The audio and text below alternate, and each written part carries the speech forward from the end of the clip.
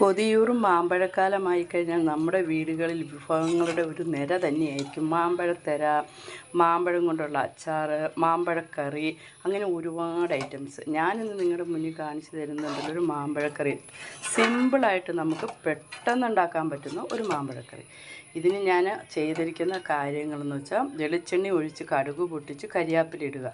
അതിലേക്ക് മുളക് പൊടി, നമ്മുടെ എരിവിന് ആവശ്യത്തിനായ മുളക് പൊടി, മഞ്ഞൾപ്പൊടി, ഉലുവാപ്പൊടിയാണ് മുൻതൂക്കത്തിന്. ഉലുവാപ്പൊടി ഇടുക. അതിന് ശേഷം നല്ലപോലെ ആ പൊടികളെല്ലാം മൂപ്പിച്ച് വന്നതിന് ശേഷം വെള്ളം തൊടാതെ തന്നെ മാമ്പഴത്തിന് നമ്മൾ പൊളിച്ച് ഇതിലേക്കിട്ട് നല്ലപോലെ ഉപ്പും ചേർത്ത് നല്ലപോലെ കുറേ നേരം ഇളക്കണം. ഇളക്കി നല്ല മാമ്പഴം നല്ല അലന്നിറങ്ങും. ഇതുപോലെ അലന്നിറങ്ങുന്ന സമയം വരെ ഇളക്കി എടുത്തിട്ട് ഇതൊന്ന് കൂട്ടി നോക്കണം. അപാര ടേസ്റ്റും സിമ്പിളായിട്ട് നമുക്കുണ്ടാക്കാൻ പറ്റുന്ന ഒരു മാമ്പഴക്കറിയാണ്.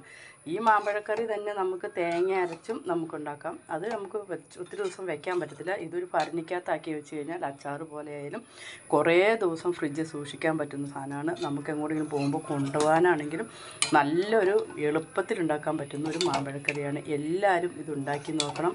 ലൈക്കും ഷെയറും സബ്സ്ക്രൈബും ചെയ്യാൻ മറക്കരുത് കേട്ടോ. Thank you.